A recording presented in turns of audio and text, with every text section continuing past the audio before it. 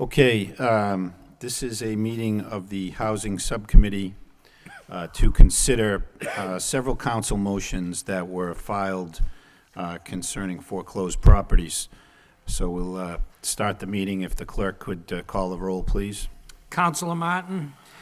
Here. Councilor Broderick. Here. Councilor Murphy. Here. 3 present. Okay, I'd like to begin. I filed a motion several months back requesting that DPD work with Dick Howe, the Register of Deeds, to compile some data concerning foreclosed properties in Lowell, and Dick graciously agreed to do that, and has prepared a pretty thorough and interesting report, and you know, I know most of us have seen it and had a chance to study it, but the general public has had less focus on that. So Mr. Howe agreed to come tonight, and I'd like to welcome him and ask him to make a presentation about what his findings were. And I would add that, or he could add that where to find the report on his website. Thank you for inviting me down. Unfortunately, from 2007 to 2010, there were 1,221 foreclosures in Lowell. We experienced something similar back in the early 1990s, but what I found this time was that there was a lot of anecdotal information. People had general ideas of the time gaps between the various events. So what I tried to do was to use the data available to me at the registry to quantify that. And it really simplified it. Any foreclosure, there are 4 events. There's what's called an order notice. That's the start. That's the start of it. Then comes the actual auction, where the foreclosing lender goes on the property and holds an auction. And then sometime after that, the foreclosure deed is recorded. And those are 3 events, but in the foreclosures in 2008, for instance, 98% of the time, the buyer at the auction, the high bidder, was the foreclosing lender, the same bank that lent the money in the first place. And so the 4th event was when that bank sold it to a third party, when the house ultimately got into the hands of a private individual who would presumably start caring for the house and moving in. What I found was that between the order notice and the auction, there was a period of 2 to 3 months. From the auction to the foreclosure deed was another 2 to 3 months. And then from the foreclosure deed being recorded to the subsequent sale was anywhere from 3 to 6 months. And the important figure is it's from the auction, which is when the homeowner who's losing the home would typically move out, to the subsequent sale, which is when somebody else would move in. That was a period, on average, anywhere from 6 months to 12 months. So that means that on an average foreclosure in Lowell, that house was left vacant for that long a period of time. And the numbers are really kind of all over the place, but I think that foreclosures have occurred in Massachusetts for 300 years, and in normal times they happen pretty unobtrusively, except to the unfortunate family that's leaving them. But in times when the number of foreclosures just gets so large, it creates a kind of collateral damage to the neighborhood, because these houses that have been left vacant for long periods of time are the ones that become magnets for crime, and they drag down the values of the property, their own value, and the values around them. The second thing I did was I looked at the diminution in value of the properties after they went through foreclosure, and I used the FY08 assessed values as a measuring tool. And what I found was that from the 08 assessment to when these houses were sold and put into the hands of a third-party buyer, the value went down by 45% on average. Now, that doesn't mean all the houses in the neighborhood went down. The banks ultimately would discount the sales price to move the property, but they nevertheless really became a drain on values. And so those are the major findings. And what I think the value of them is they actually quantify these time periods, and they form a baseline, so that if we don't get out of this crisis, if we have a rebound, or if one strikes again, I think the administration will have a better idea based on data as opposed to just what people's gut feelings are of how long these various intervals are, and can design policies that will better react to them. I issued some conclusions in the report, which, by the way, is available at lowelldeeds.com. It's in the lower left-hand corner. It says Report on Foreclosures in Lowell. Anybody can access it and print it. There are some conclusions I reached that are really recommendations for the statewide policy, but I think citywide, not only for city government, but city agencies, I think that there probably ought to be an emphasis on rental housing for a number of reasons. When somebody falls into distress on their homes, it's great if you can save the property, if there's a way to modify the loan. But the tough call is to distinguish which ones are salvageable and which ones are fated to fail.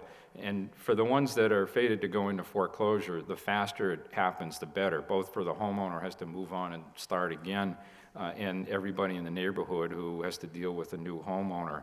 So I think easing the way for people who are losing their homes to get into rental property is desirable. And I think society-wise, we're moving away from this ownership society with the concept that everyone should and can own a home. And I think there'll be almost a renaissance in rental property or rental residency in the city, in the neighborhoods, not just in pockets around the city. So those are the major things of the report. I'd be happy to answer any questions that people may have. Okay, members of the subcommittee, any questions or comments? Or other members of the council that are here? Okay. Councilor Broderick. I just wanted to say thank you to Mr. Howe. This is very thorough, as usual, and I appreciate the time I can imagine that took to generate this report and the information, and it hopefully will be a tool going forward. Hopefully it'll be a long, long time before we deal with this again, and but it will be useful information, I think, going into the next down cycle. Thank you. Thank you. Mr. Manager, did you have something you wanted to offer? Or? Well, I think having the registrar here is very helpful, and I think the work that he's done for this report, but really the work he's done over the last several years, and staying on top of this and being a resource really for certainly for the city as well as the other communities and the community groups that are working on this issue has been very important. And I think we've learned a lot from this. I did want to indicate that we do have Assistant City Manager, Planning Director Adam Bakey here tonight, as well as Deputy Director Kendra Amaral, prepared to talk about what the city is doing based upon the information that we've received from Mr. Howe. The city tried to get on top of this back in 2009. There were a few bumps in the road as we put in place a system for people to register their properties, but I think we're seeing some real dividends, particularly with our reorganization of inspectional services and the group that Kendra is heading up. And we're prepared to make a presentation to the subcommittee if you're so interested. Well, yes, I think we plan to do that, but I want to make sure, and I invite Mr. Howe, thank you for coming and thanks for the report, but I invite you to stay because I don't know where this discussion is going to lead, and if you're interested in staying, we're happy to have you. But, one of the things, so I'll ask DPD for their findings, but one of the things I take away from, we'll hear from DPD, but in the report it notes that a lot of the local lenders are not the ones that have been the primary foreclosing lenders. And I think some of the local lenders are the ones that are involved in our first-time home buyer programs that are offered through various agencies in the city. They're not all local banks, some national banks contribute, and the people that have gone through the Merrimack Valley Housing Partnership and educational programs like that, by and large, have done very well. And I think there are opportunities here still for new home buyers with the housing market. You know, people don't like their values, but those are opportunities for other people that are just entering the market. So even though, you know, there is going to be this need for rental property, I think we should recognize and still encourage those home ownership opportunities for the agencies that have such a good track record of success with them. But for now, why don't we hear from Mr. Bakey or Ms. Amaral, whoever wants to speak concerning what the city's done. I know the mayor was a big proponent of this ordinance when it was first adopted, and if it's starting to have some success, we'd like to hear about that. Sure, I will actually defer to Kendra Amaral about the details of the actual implementation of the ordinance and what Development Services has been doing to address the problem. But before I do that, I wanted to also echo the thanks to the registrar both for coming tonight and discussing the report that he prepared, for having prepared the report, and also for all the assistance that he's been giving our office in terms of being able to stay on top of and document the properties that we need to pay attention to through implementation of the ordinance. So I definitely want to thank him for that. I also wanted to just comment on a couple of observations that we've had at DPD from this report. There are certainly a number of very difficult realities that are expressed in the report, and I think it's important to have the real data there to recognize that there are some genuine issues in the city dealing with this foreclosure problem in terms of the number of properties that have been impacted and the fact that has a very discernible impact on property values and all the associated challenges that go with that. But I also think there are some causes for optimism in some of the data that he's packaged up so thoroughly for us. And I think the first one is that while on a year-to-year basis we've seen an increase in foreclosures and orders of notice between 2009 and 2010, toward the tail end of 2010 we started to see some very dramatic decreases. And it seems that has held, and for the most part we can be cautiously optimistic that we may be at a place where the worst of this crisis may be behind us. The other observation that I think this report makes and documents very well is that the biggest challenge with foreclosure in terms of affecting more than just the households whose home is being foreclosed or the tenants who in that building is what happens when the property is vacant and the period of time when the property is vacant. And one of the things that is very encouraging is that that period of time seems to be declining. The banks, for whatever reasons, seem to be being a little more aggressive about conveying the properties out after they acquire them. Perhaps the market is picking up and getting a little bit stronger. But either way, that period that we are most concerned with does seem to be shortening on average, which is certainly a good sign. The other thing I take from this is echoing, I think, the observation that the City Council made in adopting the vacant and foreclosing properties ordinance, and I think I want to give a lot of credit to, I know Frank Carvalho is here, as well as members of his task force that really helped guide the drafting of that ordinance with a lot of their expertise. We want to thank them for that. But it really hits at the core problem, and the core problem is how do you make sure that during that period of time when these properties are necessarily vacant while the lenders work through both the statutory and procedural steps to enable them to do something with the property and also their own internal bureaucratic steps to be able to actually convey the property out. We actually now have a tool in place in the city that allows us to, through our Development Services Office, really ensure that the properties are as well maintained as they can be so that the potential effects on their surrounding neighborhood is as limited as possible. And I want to give Kendra the opportunity now to go over and talk about some of the things that she's been taking the lead on in Development Services in terms of implementing that ordinance and what we've been doing for the city. Good evening. The things that I'd like to present on are the processes and policies that we've put in place in Development Services. When I first presented to the council in November, I focused on the sort of 4 big steps in this, which are compliance in the beginning, ensuring compliance from the registering entities, monitoring the properties as they go along, enforcing when compliance is not achieved, and then taking extra steps if we cannot even get through with enforcement. And we have been taking steps in each of those areas to improve how we are able to implement the ordinance. In terms of achieving compliance early on, we have done a lot of public outreach on the ordinance requirements, and we have been investigating some opportunities for online registration, which we think will make it easier. Obviously, the easier you make things to do, the more likely people are to do them. And this would be an easy registration process for the financial institutions. We have created an electronic form that they can now keep at their offices, fill out, and email in as long as a check follows. We are also in the process of implementing our local property manager registration program. And we developed this because we were finding a lot of the national banks were providing us with property managers that weren't within the 20 miles required by the ordinance. Some of them were getting kind of close, a lot of them were not. So we thought if we could make it easier for them to identify local property managers, then it would be more likely that they would be able to choose them. And obviously, when we issue violations for their lack of a local property manager, we've taken away any possible excuses they may have. We're hoping to launch that in the next week, putting out the advertisement for that and starting to generate the local property list.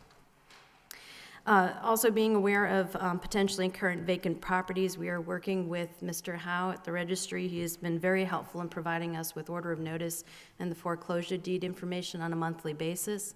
In addition, one of those steps that Mr. Howe talked about, the auction, we are checking the public notices on a regular basis and making sure we're capturing anything that way. So if an order of notice had been filed prior to 2010, but an auction is having recently, we're capturing them that way. In terms of keeping abreast of what's going on with the vacant properties, we have issued a new inspection procedure that is very extensive. It's about 2 pages long of inspection items, which include everything from ensuring the property is secured, that there's minimum maintenance happening at the property. We've also added a new check on the property manager where we are calling the property manager and noting how long it takes them to respond, because the ordinance does require them to be able to respond very quickly. So if that's not happening, then we are following up with enforcement to ensure that we are getting that property manager attention and that they are actively engaged in maintaining the property. For those that are not staying compliant, either through registration, through their local property manager, or through maintenance, we are starting to beef up our enforcement efforts in terms of sending out violations and fines. And the division is in the process of preparing about 200 municipal charge liens for lack of compliance, which will be going to the city manager by the end of this week to sign. We're hoping that that will have a real impact on the attention that the institutions pay to staying compliant with this ordinance. And then finally, when it comes to taking additional steps when we're not achieving compliance, especially on the maintenance of the property, we have a couple of things in place now. We have contracted for professional boarding up services. Prior to January, what the city would do is basically use plywood and some deck screws, which just about anybody can take off if they wanted to enter the property. We have now contracted with UTEC to do professional boarding services in accordance with the national standards for that, which make it much more difficult to get into the property. And we're also working with DPW to prioritize cleanups, so weeds, overgrowth, areas on the property that are in disrepair. And then finally, we're working on our receivership program. When we first came here in November, we had 6 properties we were potentially looking at. Just talking about those 6 properties, 3 have started to come into compliance, trying to avoid the receivership program. The other 3 we are still looking at. We have an RFQ out on the street right now for receivers that is due on Friday. Once we have that, we will start preparing the petitions for court for receivers. And as you may remember, what the receivership program does is allows us to go to housing court, petition for a receiver to be appointed by the court to go in, repair the property, bring it back into compliance, and then that receiver has the opportunity to place a super lien above all others other than the city on the property to recoup costs plus some markup.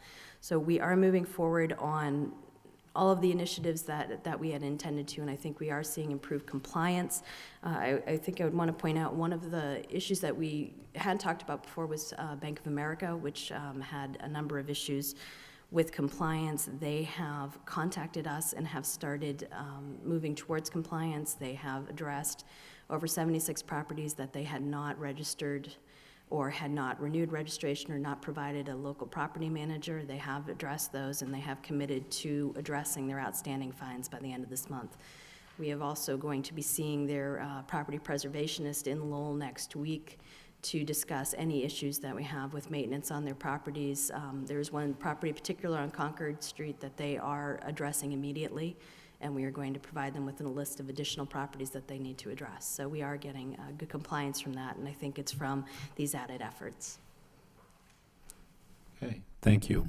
Are we going to talk about a plan with them? What's their plan for these properties? I mean, I assume they don't want to be in the home ownership and home rental business, but...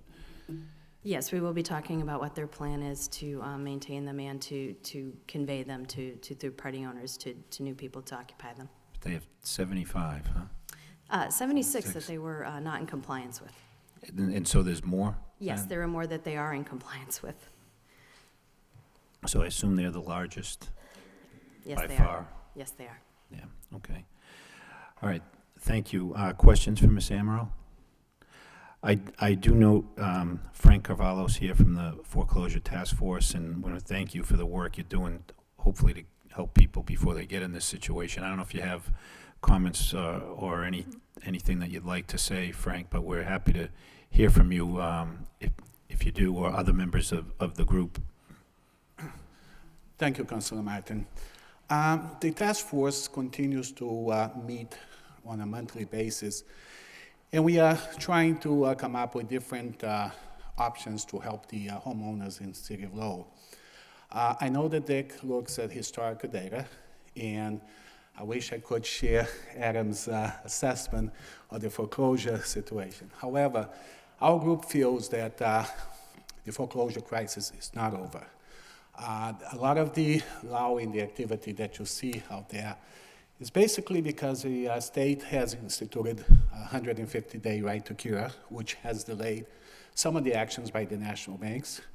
And also, as you read in the newspaper and television, some of these national institutions have had many problems with the way that they foreclose or title issues.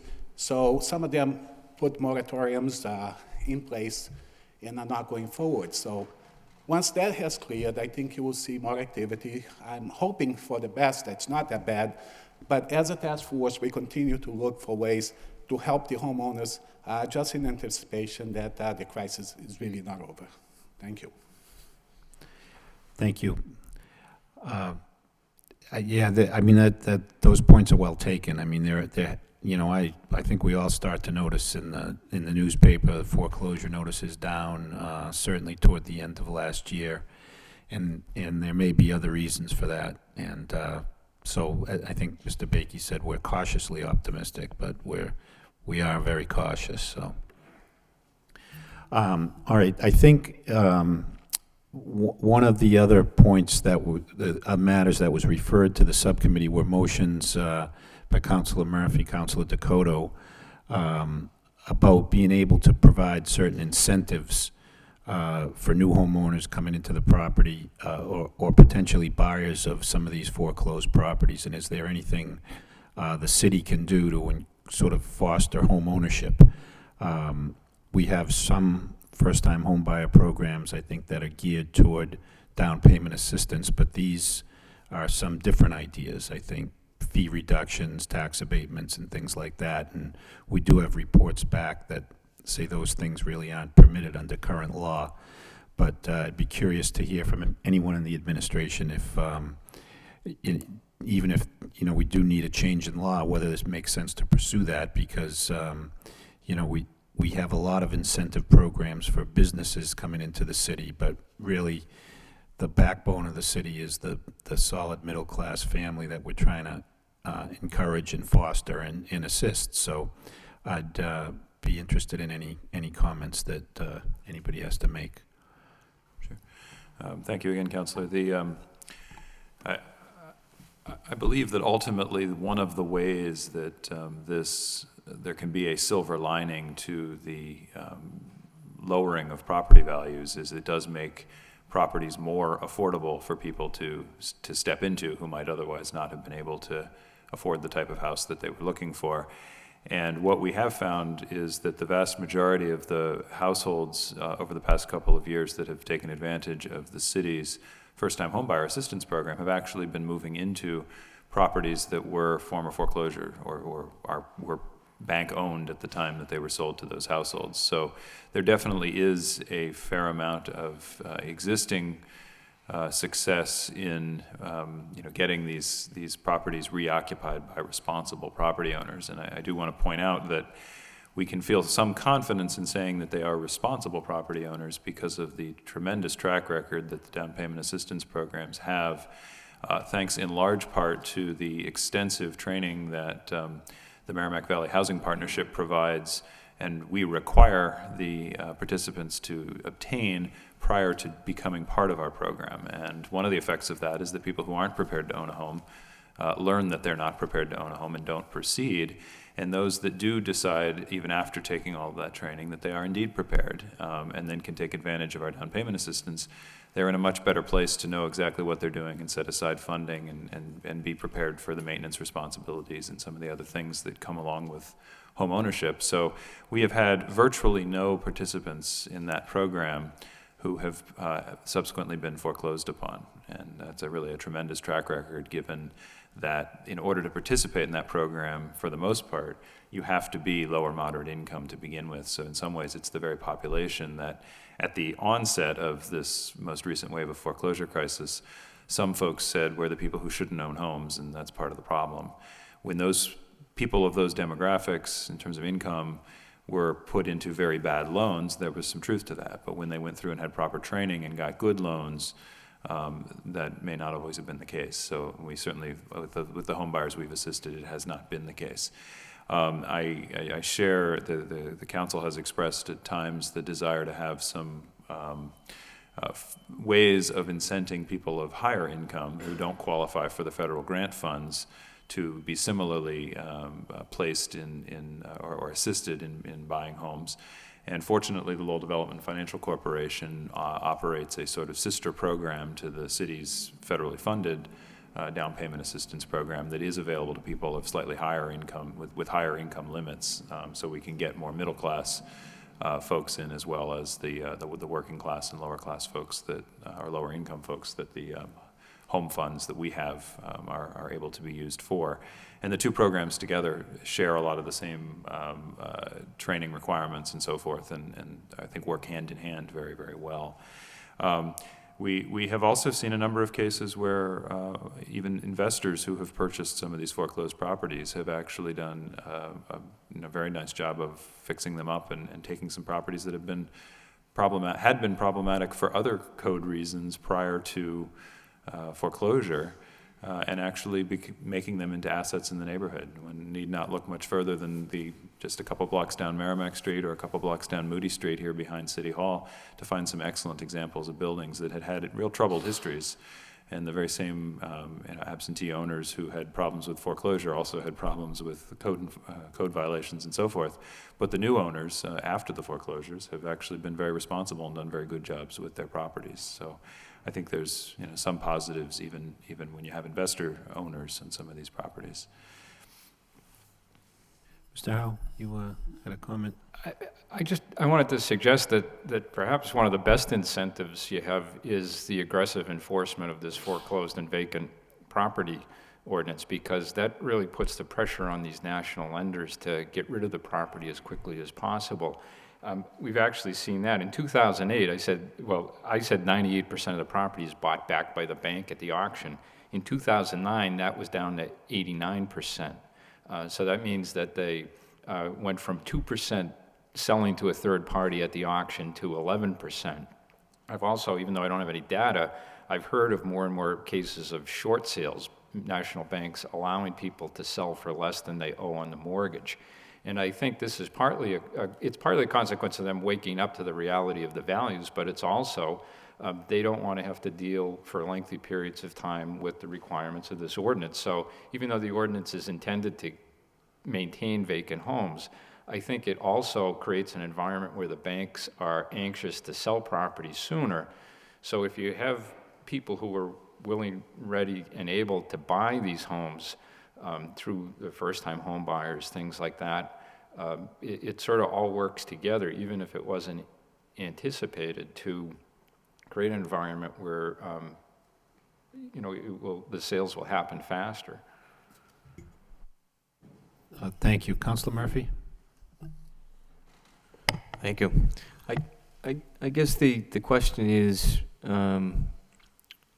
what we do about those properties where the market clearly has not led buyers to ensure a quick turnover of those properties, and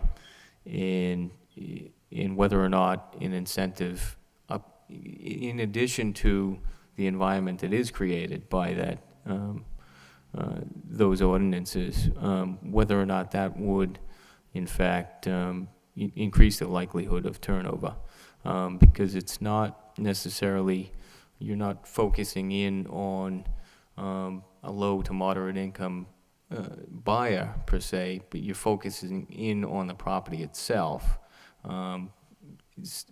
Using this sort of standard that originally was used for TIFs, that the but-for standard that a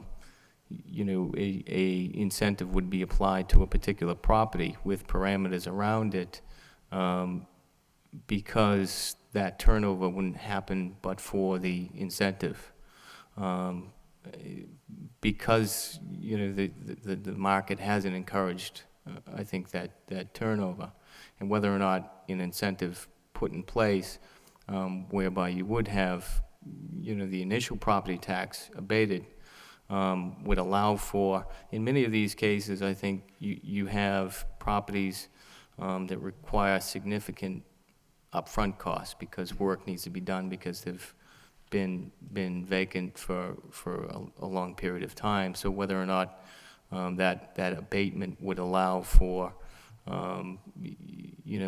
that money to be applied to the upfront costs that would face a particular buyer. I think there are a couple of answers to that.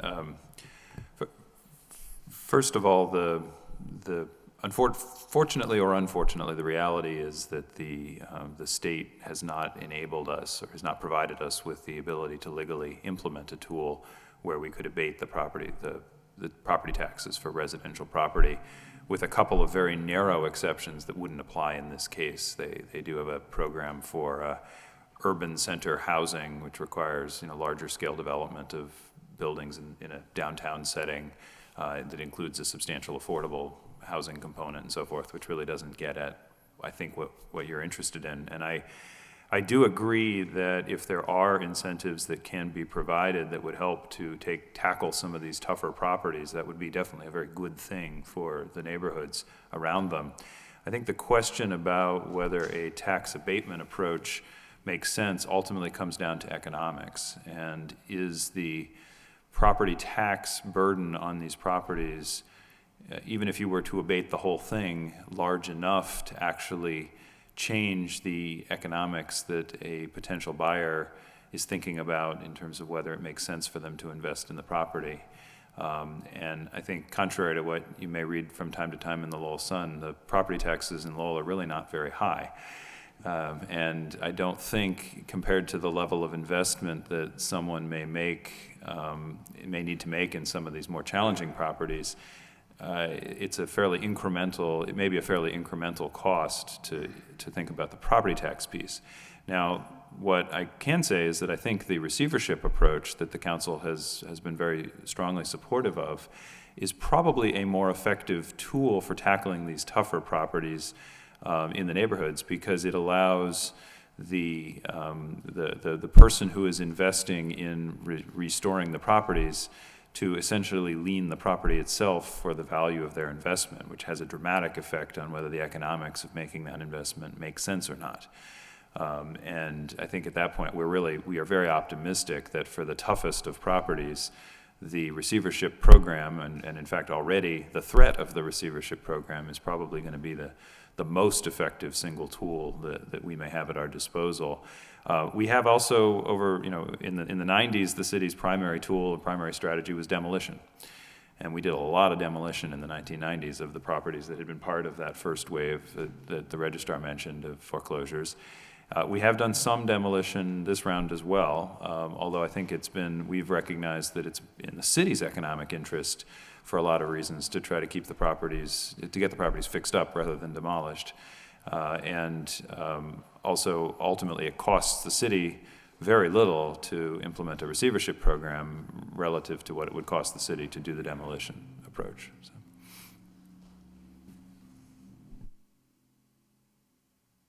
So if the council wanted to pursue this, we're looking at sort of home rule, right?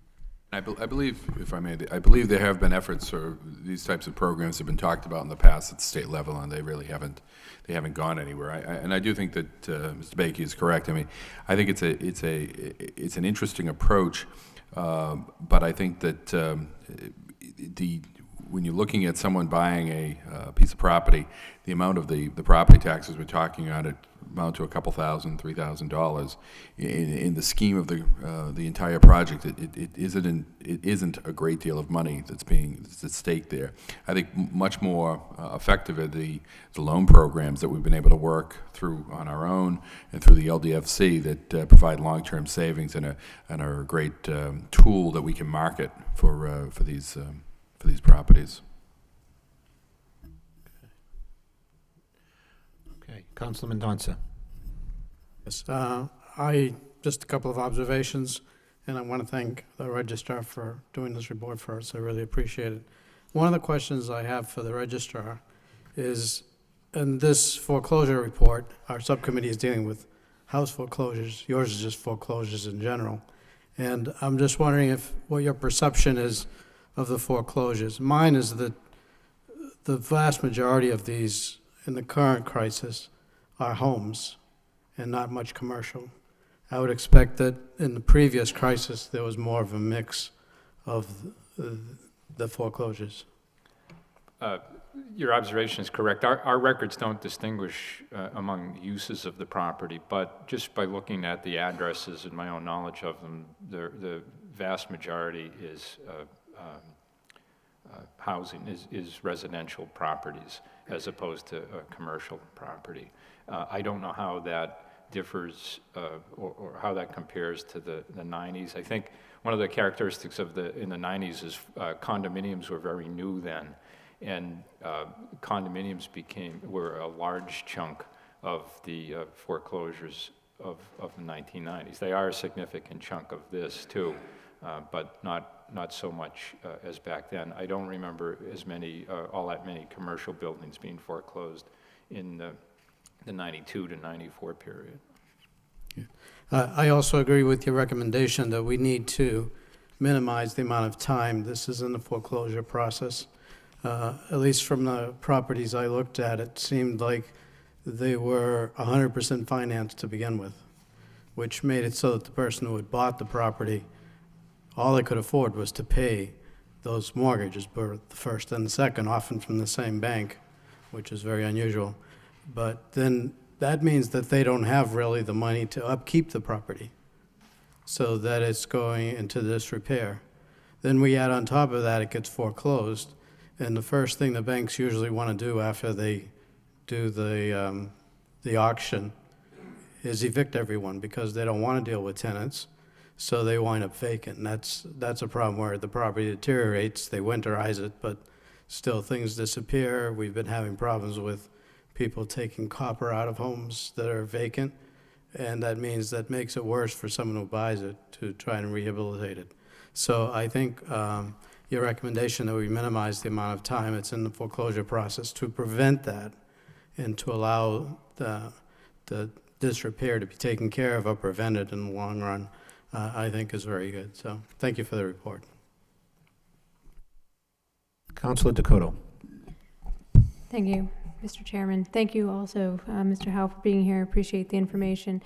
And I just have a follow-up question, if I can, to either Mr. Backey or Ms. Kendra there, about the strategy that's used. I know that the intent of my motion was to deal with the most distressed properties because of the impact that they have on their neighborhoods. So when you are pursuing these properties, the receivership program properties, with Bank of America, for instance, are you choosing the most distressed properties? Is that the formula that you're using? Yeah, we don't have a truly objective standard, but we are definitely looking at the ones that have the most violation activity that we've cited. We're looking at ones that we've heard the most concern from the neighborhood, because again, the fundamental purpose is to address the ones that are creating a larger problem than the property themselves. And obviously, the most egregious are ones that not only are abandoned, but appear to the outside world as abandoned and neglected. Again, looking at them as trying to make sure that what is, unquestionably a terrible circumstance for the household involved in the foreclosure itself doesn't have a significantly deleterious effect on the surrounding neighborhood and the surrounding properties. Mayor Milanaz, Councilor Mercier. Thank you, Mr. Chairman. I have a question either for the registrar or the planning office having to do with 1 to 4 family owner-occupied properties that went through foreclosure. Is anyone tracking whether or not those homes are then being resold to owner-occupied individuals, or are they being sold to investors? Just thinking about stabilizing, keeping the neighborhood stable. In my opinion anyway, it's always good to have someone that actually owns the property, live in the property. I certainly agree with the objective. Other than the extent to which we have participated in getting owners back into some of these through our down payment assistance programs, it's very difficult to track whether the subsequent buyer, the third-party buyer, is an owner-occupant or not. I don't know if the registrar has any ability to do that, but it's very challenging for us. I have the same response, but I think your point is well taken. And when I alluded to more renters in my remarks, I really was referring to the tenants in a 2-family or a 3-family, because I think the rental experience is less transitory than it might be perceived now. Not only helps the neighborhood, it helps the schools, because the students aren't being displaced in the middle of the year when they're moving around. So the more stability you bring to the rental market in the form of owner-occupied rental units, I think the better it is for everybody. Councilor Mercier. Thank you, Mr. Chairman, and this is a very informative and important subcommittee when we're dealing with a very critical issue of housing and the shortage thereof and the people that are losing their homes. It's a very serious, sad issue. And I know that many years ago when we had an abundance of commercial buildings and we wondered, how can we fill these buildings and put industry back or make it office space and put people to work? And then someone created such a thing called a TIF. Having said that, that was offered. It was an incentive to bring people here and bring people to jobs and match that up. And we're trying to say that on another scale with the housing. And we're trying to say the most dilapidated pieces of property, all in the different neighborhoods, what can we do? And we have counselors come up with ideas that perhaps we offer this similar to TIFs or whatever, and now we find out that you can't do that. I don't know why we can't do that.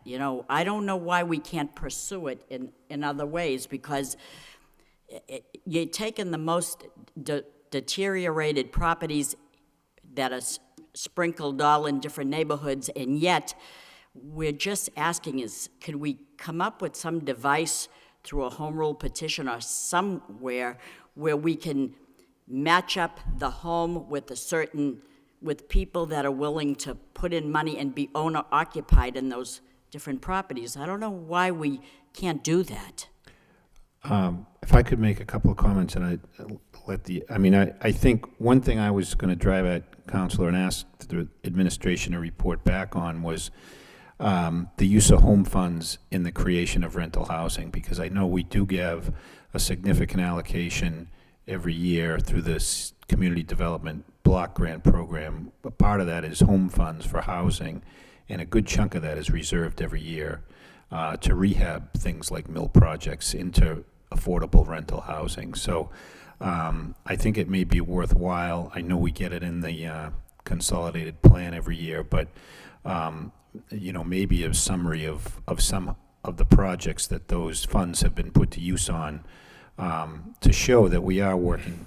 I think it'd be good for the public to be aware what we've done with regard to the creation of affordable rental housing. I think that was your first point. The second, as to what might make sense by way of a home rule petition, I think is very much worth considering. I think a number of councilors have expressed different ideas, and and maybe a tax abatement isn't, but I think we have I think the benefit of a long track record of success here, and I think if it comes from Lowell, I think it should be, that we may get the benefit of the doubt where other communities might not. And so I guess I'd encourage the administration, I don't have specific ideas, but to give some thought to what might be an effective program. We have little bits and pieces, we have Two for Lowell program, we have first-time homebuyer programs, and not that we need to enrich the bureaucracy with yet another program, but if we think there's something that's missing that we think would work, but we just don't have the legislative tools to make it work, then I think the council should know that, and I think the council would push for that. Yes, absolutely. And if I could just go a step further and give you another thought on this, and this is good because I don't know all the answers, I don't know the laws, but I'm going to give you another example of bureaucratic snail pace. I'm going to take you to Middlesex and South Street, where I called and said, could we please put some barriers up? I see the snow is demolishing the roof. It's going to splatter onto the street. And the manager stepped right up to the plate, got the proper department to, serve notice that there's a... But here's what the story is, as far as I can understand. The property is deemed historic because of the fact they can't demolish it. So we're in the middle of a snail pace just watching everything till it collapses on its own. What is up with that? I don't understand that. Can we do something to make things happen and get rid of that eyesore instead of just putting a barrier around it and wait till it falls down through the act of God? These are wrong. I think Kendra or Adam can speak to that, and then I'd like to speak to Councilor Martin's. Yeah, the specific property I believe you're referring to in the corner of South and Middlesex Street is 160 Middlesex Street, and that is a building that apparently is highly significant historically, not necessarily because of its architecture, but because of apparently some very significant events in Lowell's labor history took place in that building. However, I can relay to you that the Historic Board voted in an emergency session about a week ago to authorize the demolition of the building. Good. And it's our understanding that the owners of the building are currently working to secure the financing and demolish the building possibly as early as the end of this week. Okay, thank you. That makes So sense. it's a little bit faster than snail this time. We're moving that along. But I think, Councilor, to your, Mr. Chairman, to your idea of, we'll certainly go back and look at and see if there's some other, there may be some, it may be worthy. I mean, I mentioned earlier, and I think Mr. Baker mentioned the efficacy of putting forth a plan to, abate taxes, how much of an impact that would actually have. But there may be some ideas that we can generate that we can test out some of that at a local level before we can, and then perhaps bring something in a home rule petition. I have a few ideas that I'd like to talk to Mr. Baker about and see what we can come up with. We'll certainly prepare a full report to the council on that. Okay. Councilor Murphy, last word. to that point, I certainly think that if there were to be such a program, that it would have to be in very specific targeted areas for it to make sense, you know, according to that but-for standard. But I think that, you know, where a lot of the, or at least some of the foreclosures that end up happening are because of people who can't afford those homes on the margins.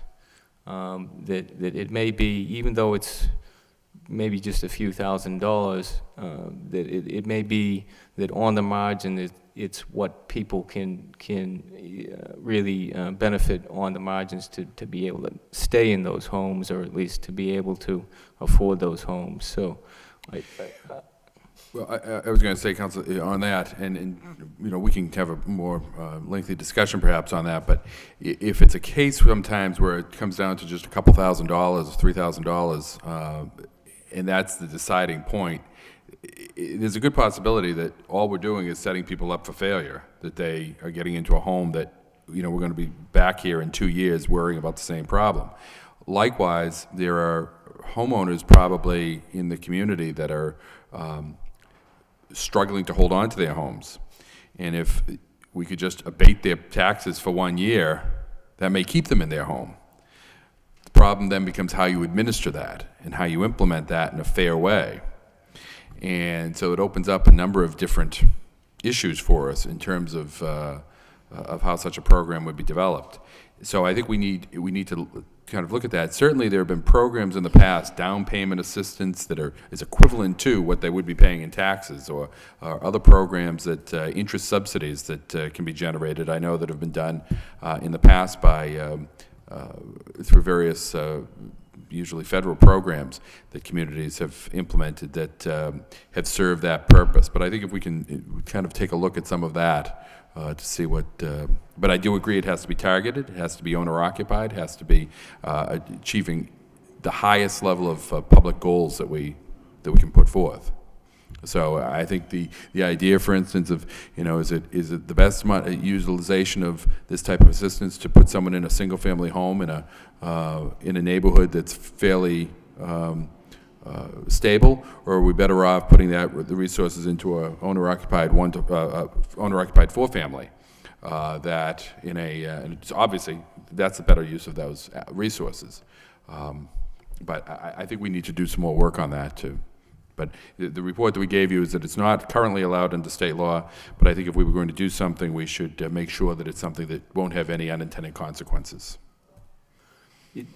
Also, if we could, in that same report, get a sort of analysis of the new housing development incentive program through the state and how that might help. It's not owner-occupied, it's mainly for developers and above the four-family, but that may go to Mr. Howe's point about encouraging more rental property available.